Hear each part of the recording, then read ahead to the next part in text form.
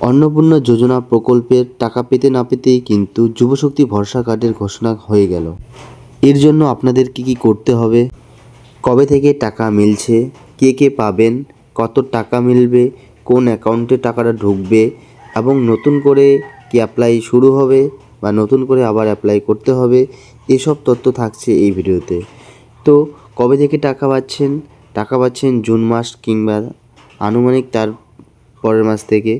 কে কে পাবেন অর্থাৎ কোন বছর অর্থাৎ বয়সের যে সীমানা রয়েছে সেই সীমা হচ্ছে 21 বছর থেকে 40 বছর বয়সী বেকার যুবক যুবতীরা পাবেন। কত টাকা মিলবে, প্রতি মাসে 3000 টাকা করে মিলবে। কোন অ্যাকাউন্টে ঢুকবে, নতুন যখন অ্যাপ্লাই করবেন তখন অ্যাপ্লাই করার সময় যে অ্যাকাউন্টটি দিবেন সেই অ্যাকাউন্টে কিন্তু ডিবিটি লিঙ্ক থাকা লাগবে অবশ্যই। সেই অ্যাকাউন্টেই কিন্তু যুবশক্তি ভরসা কার্ডের বেকার ভাতার যে 3000 টাকা সেটা কিন্তু ঢুকবে।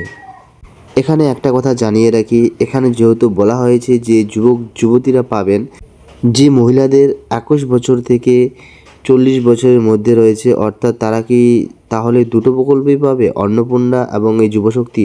না, তারা দুটো প্রকল্প পাবে না। যাদের 25 হয়েছে তাদের অন্নপূর্ণা ভাণ্ডারে অ্যাপ্লাই করতে হবে এবং যাদের 21 আছে, 21 থেকে 25-এর মধ্যে রয়েছে তাদের যুবশক্তি ভরসা কার্ডে অ্যাপ্লাই করতে হবে।